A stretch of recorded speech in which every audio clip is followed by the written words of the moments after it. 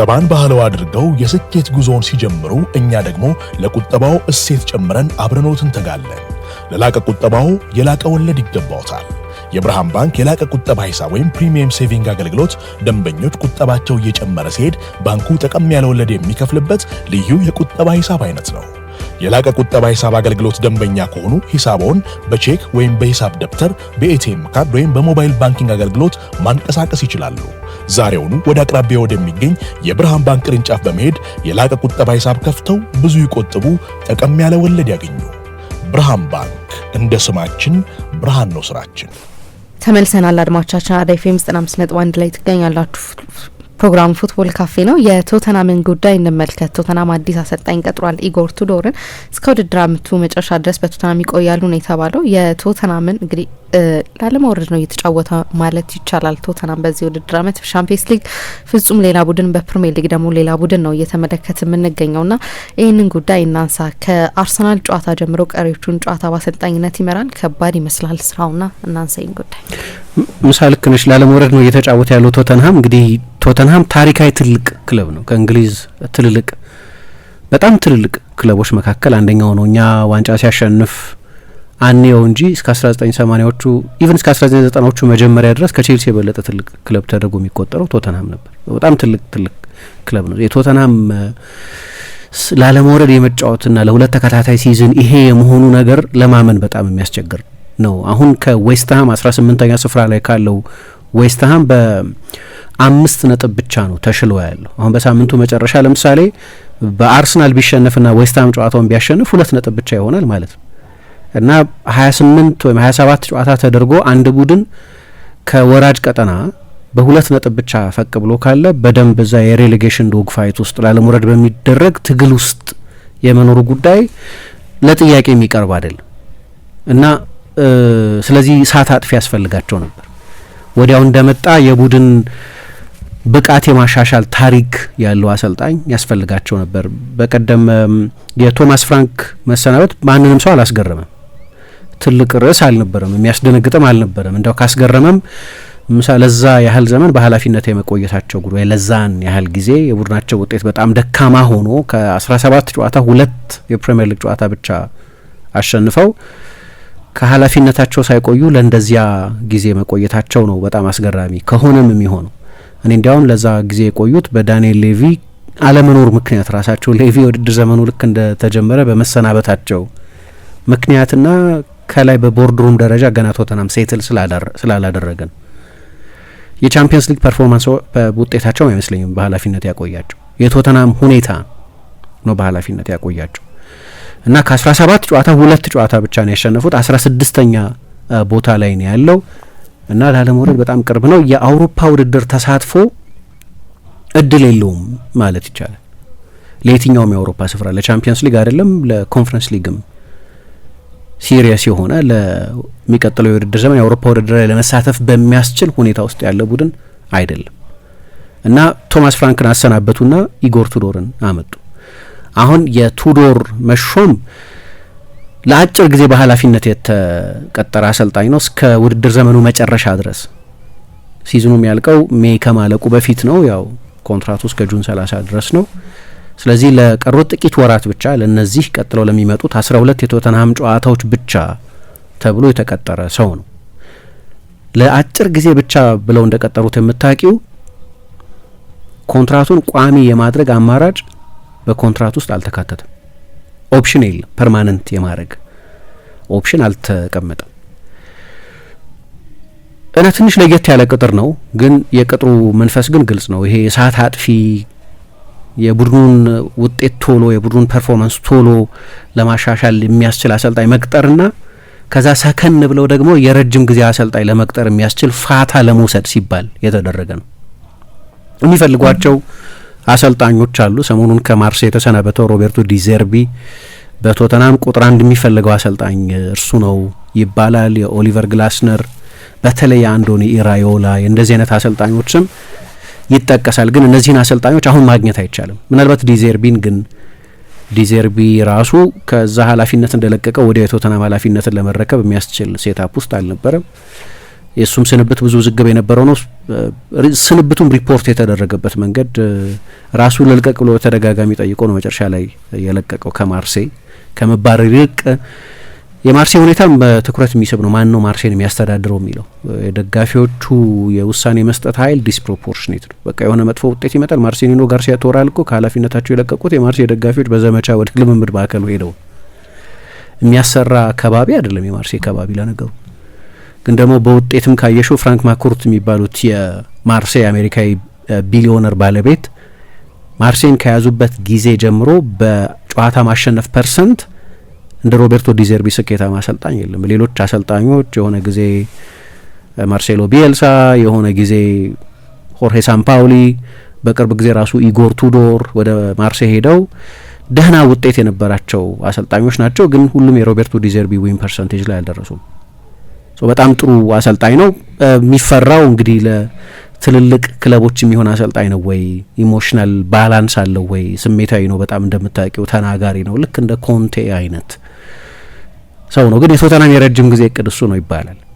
ግን ሌሎችም አሉ ቅድም የጠቀስኳቸው ግላስነር እና ኢራዮላ። በተለይ ግላስነርና ኢራዮላን ኮንትራታቸው የውድድር ዘመኑ መጨረሻ ስለሆነ የሚያልቀው በዚህ ጊዜ ከሌላ የፕሪሚየር ሊግ ክለብ ወስዶ የቶተናም አሰልጣኝ ማድረግ አይቻልም። ግን እነሱን የረጅም ጊዜ ሌሎቹንም አሰልጣኞች ማውሪሲዮ ፖቼቲኖ ይባላል። እኔ የዓለም ዋንጫ ላይ የሚያሰለጥኑ አሰልጣኞችን ማንቸስተር ዩናይትድም ይባላል ራሱ ፖቼቲኖ፣ ናግልስመን፣ አንዳንዶች የሚሆን አይመስለኝም ግን አንቼሎቲ፣ እንደዚህ አይነት ከፍ ያለ ሲቪ ያላቸው አሰልጣኞች የዓለም ዋንጫው የሚያልቀው ጁላይ ውስጥ ነው እና እንዴት አድርገሽ ወደ ክለብ እግር ኳስ እንደምታበጫቸው አላውቅም። ብዙ ጊዜ አይሆንም። ቫን ሃል የማንቸስተር ዩናይትድ አሰልጣኝ ሲሆኑ ካልሆነ በስተቀር የተለመደ አይደለም፣ አስቸጋሪ ነው በጣም። ግን ለቶተንሃም ያንን ጊዜ ይሰጣል፣ ያንን ሪሴት ይሰጣል በደንብ ሪሰርች ለማድረግ ቀጥሎ ማን በዋና አሰልጣኝነት ይሹም የሚለውንም ለመወሰን የጊዜ አሰልጣኝ መምጣት ቅድም እንዳነሳሁት የእሳት አጥፊነት በቶሎ ውጤት የማምጣት ትራክ ሬከርድ ያለው ነው። ከዛ ለቶተንሃም ሰዎች ደግሞ በደንብ ሪሰርች ለማድረግ እና ቀጣዩን አሰልጣኝ ለመሾም ፋታ የሚሰጥ ጊዜ የሚገዛላቸው።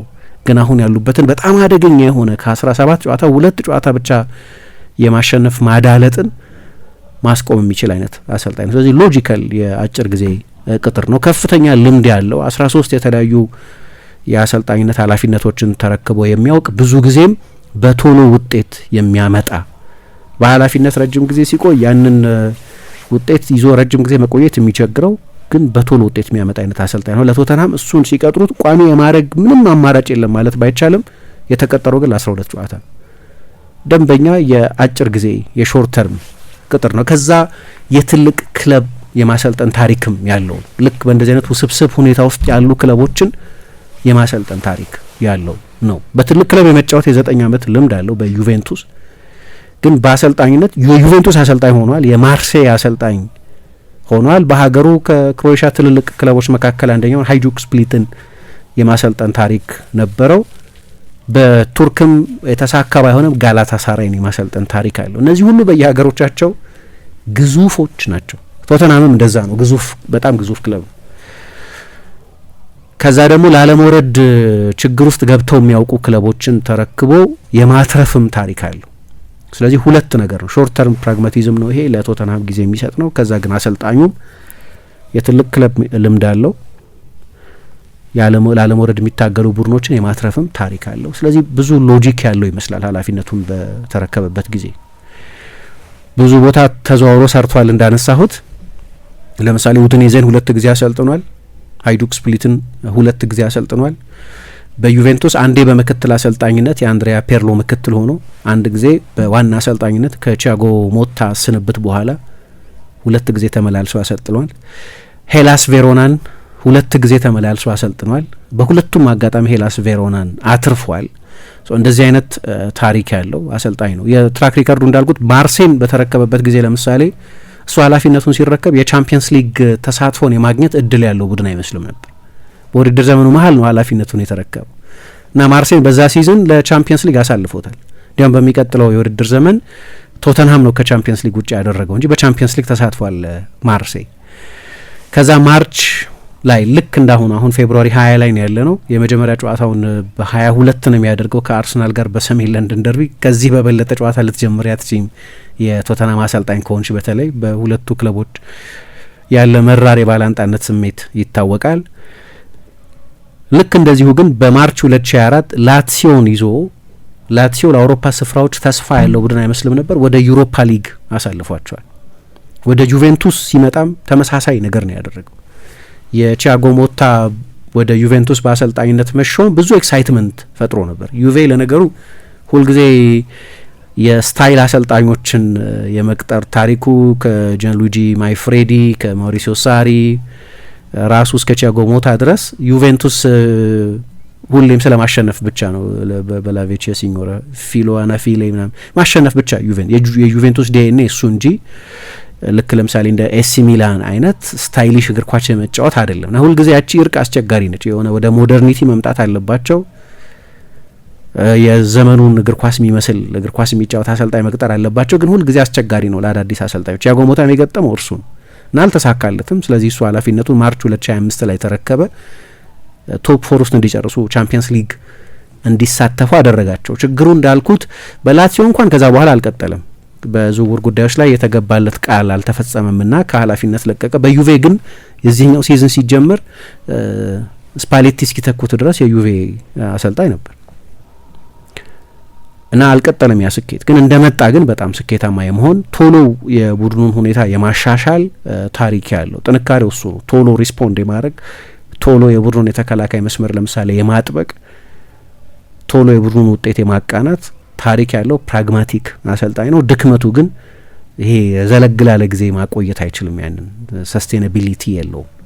እሱ ነው አንዱ ችግር። ግን ቶተናም ለዛ ብዙ ግድ ላይ ኖረው ይችላል ለጊዜው። ለአሁን ስለሆነ ኃላፊነቱን የተረከቡት ትልቅ ሪቢልድ አይደለም አሁን አሰልጣኙ ወይም ትልቅ የጨዋታ ፍልስፍና የማስፈን ኃላፊነት አይደለም የተሰጠው። አሁኑኑ ውጤት የማምጣት ኃላፊነት ነው የተሰጠው። የመጀመሪያ አሳይመንቱ የሰሜን ለንደን ደርቢ ነው እና በ13 ዓመት 12 የተለያዩ ክለቦችን አሰልጥኗል። ቀደም እንዳልኩት ሃይጁክ ስፕሊት፣ ፓውክ ሳሎኒካ፣ ካራኮፕስኮር፣ ጋላታሳራይ፣ ኡድኔዜ፣ ሃይጁክ ስፕሊት፣ ቴላስ ቬሮና፣ ማርሴይ፣ ላትሲዮ፣ ዩቬንቱስ፣ አሁን ቶተንሃም 5 ነጥብ ብቻ ነው ርቀው ያሉት። እንግዲህ አንድ ለእኔ ሁሉም የአሰልጣኝነት ቅጥር ሁሉም የተጫዋች ዝውውር ይነስም ይብዛም የራሱ ሪስክ አለው። ሪስክ ፍሪ የሚባል የአሰልጣኝነት ቅጥር የለም። ማንንም ትልቅ አሰልጣኝ ብትቀጥሪ ለምሳሌ አንቼሎቲን መቅጠር ከሲቪያቸው በመነሳት ምንም ሪስክ የሌለው ሊመስል ይችላል አይደለም፣ ግን ሪስክ አለው።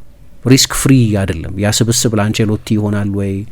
አንቼሎቲ የበለጠ የተዋጣለት የመልበሻ ክፍል የኳሊቲ ችግር የሌለበት የመልበሻ ክፍል ውስጥ ከኦቨር ኮቺንግ ይልቅ የበለጠ ተጫዋቾቹ ጥሩ እንዲሰማቸው በማድረግ በማን ማኔጅመንት ስኬታማ ይሆናሉ የሚባሉ ናቸው። ያንን ለማድረግ ሪሶርስ ያስፈልጋል ማለት ነው። አንቼሎቲ ይሄ ማለት ለሁሉም ስራዎች አይሆኑም ማለት ነው። የሆነ ስፔሲፊክ ስኳድ ያስፈልጋል ማለት ነው። ስለዚህ ለሁሉም አሰልጣኝ ይሆናል። ሁሉም ቅጥር የራሱ የሪስክ ኤሌመንት አለ። ይሄኛው አሰልጣኝ ሲመጣ ለምሳሌ ትልቁ ጥያቄ ፕሪሚየር ሊግ ውስጥ ሰርቶ አያውቅም። በፕሪሚየር ሊግ ውስጥ ተጫውቶ አያውቅም። ብዙ ጊዜ አይተሽ እንደሆን አንዳንድ ትልልቅ ክለቦች ለምሳሌ ኤቨርተን በጣም ትልቅ ክለብ ነው። ኤቨርተንም ሂስቶሪካሊ ማለት ነው በእኛ ዘመን ትልልቅ ዋንጫዎች ያሸንፍ አለማየታችን ያንን ክለብ ትንሽ አያደርገው። በጣም ትልቅ ክለብ ነው ኤቨርተን። በፕሪሚየር ሊግ በሊግ ለምሳሌ ብዙ ዋንጫ ካሸነፉ ክለቦች መካከል አንደኛው ነው። ዩሮፒያን ፍጻሜዎች ላይ ይጫወት የነበረ አንዳንዶቹን ያሸነፈ ትልቅ ክለብ ነው። ግን ኤቨርተን ለምሳሌ የሆነ ጊዜ የመውረድ ስጋት ሲኖርበት ብዙ ጊዜ ብሪቲሽ አሰልጣኞችን የማምጣት ታሪክ አለ። አስታውሳለሁ ሮናልድ ኩመን ከኃላፊነት ሲሰናበት በሳውዛምፕተን በጣም ስኬታማ ሆኖ ሆላንዳዊ ነው ወደ ኤቨርተን መጣ። ፌራድ ሞሽሪ የሚባሉት የኤቨርተን ጊዜው ባለቤት የአርሰናል ከፍተኛ ባለ ድርሻ ነበሩ። በፊት ኢራን ብሪታንያዊ ናቸው። በአንድ ጊዜ ወደ 200 ሚሊዮን ገደማ ወጡ ለተጫዋቾች ዝውውር። ግን አብዛኞቹ ዝውውሮች አልሰሩም እና የሚወርድ ቡድን መሰለ። ከዛ ሳም አላርዳይስ ነው የቀጠሩ። ሳም አላርዳይስ በስቶክ በዌስትሃም በኒውካስል በምን የሚታወቁት እንደዚህ አይነት በፋየር ፋይቲንግ እሳት ይነሳል እሳት ለማጥፋት የሚጠሩ የፕሪሚየር ሊግን ያለ መውረድ ትግል የሚያውቁ አሰልጣኝ፣ ግን የአጭር ጊዜ አሰልጣኝ። በተለይ ያኔ እንግዲህ ወደ ኋላ ቢቀርም ኤቨርተን በጣም ትልቅ አምቢሽን ነበረው። ለዛ አምቢሽን የሚሆኑ አሰልጣኝ አይደሉም፣ ለ10 ጨዋታ የሚሆኑ አሰልጣኝ ግን ናቸው። በተለይ ወደ የመውረድ ስጋት ያለብሽ ሲሆን ኤቨርተን ራሱ ሾን ዳይሽን ከዚህ በፊት ሲቀጥር በተመሳሳይ አላማ ነው የቀጠረው። አሁን ዴቪድ ሞይሰን ሲቀጥር በተመሳሳይ አላማ ነው የቀጠረው። ሾን ዳይሽ ራሳቸው ወደ ኖቲንገም ፎረስት ሲሄዱ ፎረስት ያንን የፕሪሚየር ሊግ ኤክስፒሪየንሳቸውን ፈልጎ ነው የቀጠራቸው። የሆነ ጊዜ አለም ፓርዲው፣ የሆነ ጊዜ ቶኒ ፑሊስ አይነት አሰልጣኞች ለዚህ ለእሳት ማጥፋት አላማ ተብለው ኃላፊነት የሚረከቡ አሰልጣኞች ነበሩ። ኢጎር ቱዶርን ካየሹ ከዛ የተለየ ነው። ምክንያቱም የነዚህ አይነት ባለሙያዎች የፕሪሚየር ሊግ ኤክስፒሪየንስ ያለው አሰልጣኝ አይደለም። በፕሪሚየር ሊግ የመጫወትም ታሪክ ያለው አሰልጣኝ አይደለም። ስለዚህ በሴሪያ ሄላስ ቬሮናን አትርፎ ሊሆን ይችላል 2 ጊዜ። በእንግሊዝ ግን የመስራትም የመጫወትም የማሰልጠንም ታሪክ ስለሌለው አንዱ ትልቁ ሪስክ እሱ። ግን ሪስክ ፍሪ አሰልጣኝ ቅጥር የሚባል የለም። ሰሞኑን የአንዳንድ አሰልጣኞችም ሲጠቀስ ነበረ ከቶተናም ጋር የመስራት ታሪክ የነበራቸው። አሁን የሪያን ሜሰን አይነት ሙከራ ማድረግ አልፈለጉም። ጆዜ ሞሪኞን እኮ አንድ ፋይናል እየቀራቸው ከሲቲ ጋር ከመጫወታቸው 1 ሳምንት በፊት አሰናበቷቸው እና ሞሪኞ በመራርነት ከሚያነሷቸው ነጥቦች መካከል አንደኛው ፋይናል ነው። በእርግጥ ከሲቲ ጋር ነው ጨዋታው የነበረው። ሲቲ የነበረበት ሁኔታ፣ ቶተናም የነበረበት ሁኔታ 80% የሚሆነው 85% የሚሆነው ሰው ሲቲን ጨዋታ ያሸንፋል ብሎ ነው የገመተው። ሞሪኞ በጣም ቅር ይሰኛሉ በዛ። የዳንኤል ሌቪ ስሌት የጆዜ ሞሪኞ ጠቅላላ ቦዲ ኦፍ ወርክ በቶተናም ኃላፊነት የሚያቆይ አይደለም። ያቺን አንድ ካፕ ፋይናል ካሸነፉ ግን ማሰነብ አይቻልም። ጆዜ ሞሪኞን ማሰናበት በቶተናም ደጋፊዎችም በጣም የተጠላ ውሳኔ ይሆናል እና ያቺን ቁማር ላለመቆመር ፋይናል እሁድ እየተደረገ ሰኞ ጆዜ ሞሪኞን ከኃላፊነት አሰናበቷቸው እና ለሞሪኞ በጣም አንፌር ሆኖ ነው የሚታየው ያ ውሳኔ። ሪያን ሜሰን ነው ኃላፊነቱን የተረከበው። ፋይናል ተጫወቱ፣ 1-0 ተሸነፉ። ማይጠበቅ አይደለም። ግን የሜሰን አይነት ግን ኤክስፐሪመንታል ቅጥር ማድረግ አልፈለጉም። ሜሰን የኮቺንግ ስታፍ አባል ነበር፣ የቶተናም ተጫዋች ነበር። በተለይ ደግሞ ከዛ የጭንቅላት ጉዳቱ በኋላ በቶተናም ደጋፊዎች ከዛ ሰርቫይቭ ያደረገበት ብዙ ኢሞሽናል ኤሌመንት ያለው ስለሆነ ግን እንደሱ አይነት ወጣት አሰልጣኝ ለምሳሌ ለሌድሊ ኪንግን አይነት ሰው የመሾም ፍላጎት አልነበራቸው። ልምድ ያለው ፈልገዋል፣ ግን የውጭ ሀገር ባለ ልምድ ነው ማምጣት የፈለጉት። ግን የሚጠቀሱ ስሞች ነበሩ። ለምሳሌ ሃሪ ሬድናፕን መመለስ ለኢንስፓይሬሽን። በነገራችን ላይ ሃሪ ሬድናፕ የፖቼቲኖን ያህል የተሳካላቸው አሰልጣኝ ናቸው ለማለት ቢያስቸግር እንኳን ቶተናምን ለመጀመሪያ ጊዜ በቻምፒየንስ ሊግ ሲጫወት ያየ ነው በእሳቸው አሰልጣኝነት ስር ነው። የእሳቸው ዘመን ነው ዲሚታር ቤርባቶቭን በደንብ ዴቨሎፕ ያደረጉት። በእሳቸው ዘመን ነው እስከ ዓለም ውድ ተጫዋችነት ድረስ ጋሬት ቤል የተሸጋገረው። በእሳቸው ስር ነው ሉካ ሞድሪች እንደዚሁ በጣም አስደናቂ ተጫዋች የነበረው ወደ ሪያል ማድሪድም ከዛ በኋላ ሄዷል። አሁን እነዚህን ሁሉ ፖቼቲኖ አላሰለጠናቸውም። ራፋኤል ቫንደርቫርት እና ሌሎች በጣም አሪፍ ተጫዋቾች ነበሯቸው። ቶተናምን ለመጀመሪያ ጊዜ በወጥነት የአውሮፓ ውድድር ላይ እንዲሳተፍ ያደረጉት አሰልጣኝ እሳቸው ናቸው። በእርግጥ ማርቲኒዮልም በ2005-6 የውድድር ዘመን 5ኛ ሆኖ የጨረሰው ቡድን አብዛኛውን ጊዜ እነ ካሪክ እነ ጀርሜን ደፎ ምናምን የነበሩበት ቡድን ማለት ነው፣ ኤድጋር ዳቪድ ምናምን የነበሩበት ቡድን። እሱም ቡድን ቢሆን ለአብዛኛው ጊዜ እንደው መጨረሻው ጨዋታ ላይ አርሰናል 4ኛ ቦታን እስኪወስድባቸው ድረስ የዌስትሃም ጨዋታ ላይ ምግብ መንበረስ ገጠማቸው እና ያንን ጌም ሳያሸንፉ ቀሩ እንጂ ዌስትሃምን ቢያሸንፉ ኖሮ ከአርሰናል በላይ ሆነው ይጨርሱ ነበር። ማርቲኒዮልም እንደዚሁ ነበር። ግን በወጥነት ሃሪ ሬድናፕ ነበሩ። ግን ችግሩ ሃሪ ሬድናፕ ረጅም ጊዜ ሆኗቸዋል አሁን ካሰለጠኑ፣ በእድሜም ገፍተዋል። ወይ ደግሞ በቶተናም ደጋፊዎች በጣም የሚወደደው ወደ እንግሊዝ ከመጡ የመጀመሪያዎቹ የውጭ ሀገራት ስኬታማ ተጫዋቾች መካከል አንዱ ተደርጎ የሚቆጠረው የርገን ክሊንስማንን የማምጣት ፍላጎትም ነበር ተብሎ ተጠቅሶ ሰምቻለሁ። በጣም ፖፑላር ተጫዋች ነው የርገን ክሊንስማን። ግን በክለብ አሰልጣኝነት ደግሞ አልተሳካለት። እኔ ለምን እዛ ስሜት ውስጥ እንደነበር አላቅም። ከሆነም በቃ ትልቅ ስታር ስለነበር በቶተናም ተጫዋችነት የረጅም ጊዜ ነው እንግዲህ ወደ ኋላ አብዛኞቹ የቶተናም ተጫዋቾች ሲጫወት አይተውት የሚያውቁት አይመስለኝም። ግን ምናልባት እነዛን ክሊፖች የቶተናም ተጫዋቾች በመሆናቸው ምክንያት ያዩዋቸው ይሆናል። ጎል አስቆጥሮ በደረቱ መሬት ላይ የተንሸራተተ ደስታውን ሲገልጽ ምናምን እና ትልቅ ስም ነው የርገን ክሊንስማን። በእርግጥ ግን በአሰልጣኝነት የጀርመን ብሔራዊ ቡድንን ይዞ ያንን ስታይሊሽ ቡድን በ2006 ከመስራቱ በስተቀር በክለብ እግር ኳስ በሚኒክ ሞከር አልተሳካም። ወደ ሄርታ በርሊን ሄድ አልተሳካም። ለምን ኮንሲደር እንደተደረገም አይገባኝም። በብሔራዊ ቡድን አሰልጣኝነትም በአሜሪካም በደቡብ ኮሪያ ብሔራዊ ቡድን አሰልጣኝነትም የተሳካለት አይደለም። አሁን የስፔን ላይ ሲተነትን እንሰማለን። አርቲኩሌት ነው ምናምን፣ ግን እንደዚህ አይነት ስሞች ተጠቅሰው ነበር። እነዚህ የቶተናም ሌጀንዶች በመሆናቸው ምክንያት ነው ስማቸው የተጠቀሰው። ግን የበለጠ የቶተናም ሰዎች ከእንደዚህ አይነት ኢሞሽናል ውሳኔም የበለጠ ፕራግማቲክ የሆነ ውሳኔ ከኢሞሽን ይልቅ ፕራግማቲዝም ያለበት ውሳኔ ነው የወሰኑት እና አንዳንዴ ባክፋየር አድርጎ ያውቃል። እንዲያውም ምን ይባላል አትመለስ ለሁለተኛ ጊዜ ይባላል። ብዙ ተጫዋቾች ሲመለሱ ወደ ታሪክ ወደ ሰሩበት ክለብ፣ ብዙ አሰልጣኞች ሲመለሱ ታሪክ ወደ ሰሩበት ክለብ የመጀመሪያ የኃላፊነት ዘመናቸው ላይ ጥቂት ጥላ የሚያጠለሽ አይነት ይሆናል። በቃ ሁሌ አይሰራም ማለት ባይሆንም ግን ባትመለሽ ጥሩ ነው። ሰከንድ አክት እንደ ፈርስት አክት አይሆንም ይባላል። ብዙ ተጫዋቾች ሲያጋጥማቸው፣ ብዙ አሰልጣኞች ሲያጋጥማቸው አይተን እናውቃለን። ለምሳሌ ኬቨን ኪገን ያንን በጣም አስደናቂ የኒውካስል ቡድን 1990ዎቹ አጋማሽና ከዚያ በኋላ የሰራ ከሰር አሌክስ ፈርጉሰን ማንቸስተር ዩናይትድ ጋር ለዋንጫ መፎካከር የቻለ ቡድን ከሁሉ በላይ ደግሞ በስታይሉ ምክንያት ረጅም ጊዜ በሰዎች ሕሊና ውስጥ በሚቆይ ስታይሉ ምክንያት ዘ ኢንተርቴነርስ ተብሎ ይጠራ የነበረ በጣም ግሩም ቡድን የሰራ አሰልጣኝ እና ከዛ ዋንጫ አላነሳም፣ ለቀቀ። ከአመታት በኋላ ግን ተመልሶ መጣ 2008 ላይ። ሌሎች ቡድኖች በመሀል አሰልጥነዋል። የእንግሊዝ ብሔራዊ ቡድን አሰልጣኝ ነበር። ዩሮ 2000 ላይ በጣም መጥፎ የአውሮፓ ዋንጫ ነው፣ አልቆየም እሱም ከዛ በኋላ በኃላፊነት። ከዛ የማንቸስተር ሲቲ አሰልጣኝ ነበር። ማንቸስተር ሲቲን ወደ ፕሪሚየር ሊግ መጀመሪያ የመለሰው እሱ ነበር። እነ ፓውሎ ዋንሾፕ፣ አሊ ቤርናቢያ አይነት ተጫዋቾች ወይም ክላውዲዮ ሬና የጂዮቫኒ ሬና አባት ዴቪድ ጄምስ የነበሩበትን ቡድን ይዞ ወደ ፕሪሚየር ሊግ መጣ። ከዛ ወደ ኒውካስል 2008 ላይ ተመለሰ። የተመለሰው በኢሞሽናል ታሪኩ ምክንያት ያኔ ለዛ ኃላፊነት የተዘጋጀው አሰልጣኝ ስለሆነ አይደለም። ከዛ በፊት በኒውካስል በነበረው ታሪክ ምክንያት ቅድም ክሊንስማን ቢመጣ ወይም ሃሪ ሬድናፕ ተመልሶ ኃላፊነታቸውን ቢረከቡ ዋናው ምክንያት ኢሞሽን ነው። ምክንያቱም ክሊንስማን በክለብ ፉትቦል አልተሳካለትም።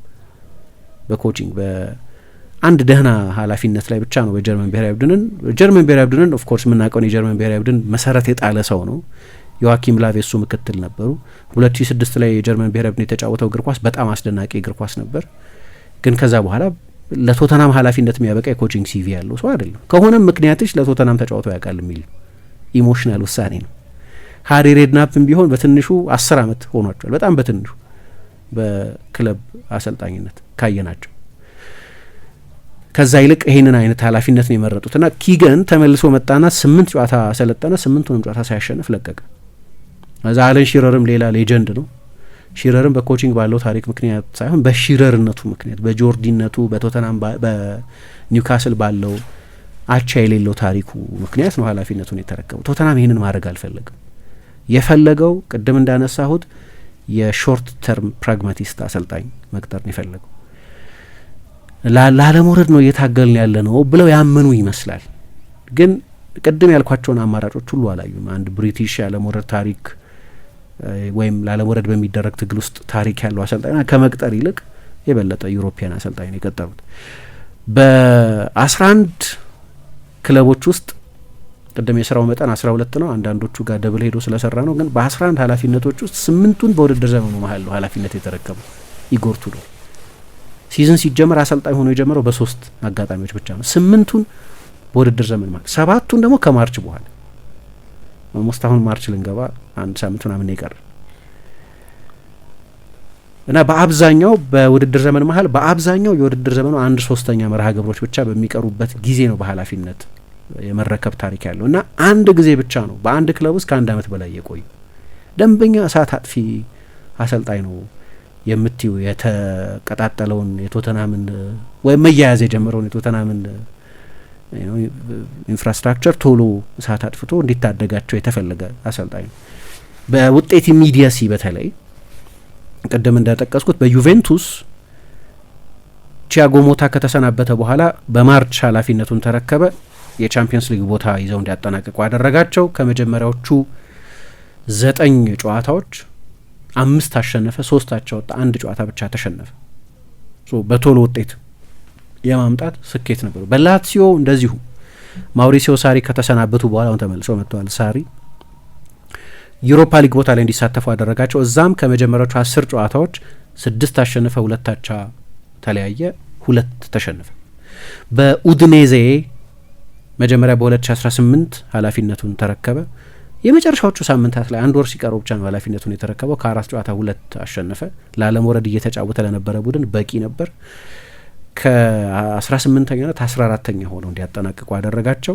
ከዛ በድጋሚ መልሰው ጠሩት እንደዚሁ የመውረድ ስጋት በነበረባቸው ጊዜ 17ተኛ 18ኛ ስፍራ ላይ ካለው ቡድን በአንድ ነጥብ ብቻ ተሽሎ ነበር ኡዲኔዜ እና ዜብሬቲን 12ተኛ ሆነው እንዲጨርሱ ከመጨረሻዎቹ 11 ጨዋታዎች 5 እንዲያሸንፉ አደረጋቸው። ላለመውረድ ለሚጫወት ቡድን ከበቂ በላይ ነበር። 12ተኛ ሆነው እንዲጨርሱ አደረጋቸው። ቅድም የማርሴይንም የጠቀስኩት ለዚህ ነው። በማርሴይም እንደዚሁ አይነት ስኬት ነበር እና በዚህ ምክንያት ነው ኃላፊነቱን እንዲረከብ የተደረገው።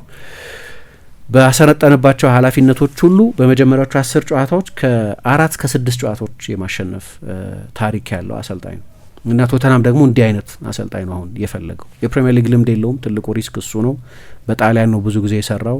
ዩቬንቱስን፣ ቬሮናን፣ ኡዲኔዜን አሰልጥኗል። በሀገሩ ያደገበትን የስፕሊት ክለብ ሃይዱክ ስፕሊትን አሰልጥኗል። በጋላታ ሳራይ በቱርክ ሰርቷል። ግን ምናልባት አንዳንድ ሰዎች የሚሉት ለቶተናም ስብስብም የበለጠ ፊት የሚያደርገው አሰልጣኝ እርሱ ነው።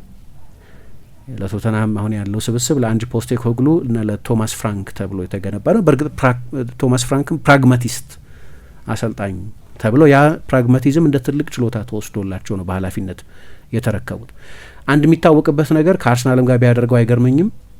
ለነገሩ ከአርሰናል ጋር ራሳቸው ቶማስ ፍራንክ በመጀመሪያው ጨዋታ አድርገውት ነበር። ችግሩ በጣም ዲፌንሲቭ መሆኑ ነው። በባክስሪ ተጫዋቾች ኦፌንሲቭ መሆን ይችላል፣ በባክስሪ ተጫዋቾች ዲፌንሲቭ መሆን ይችላል።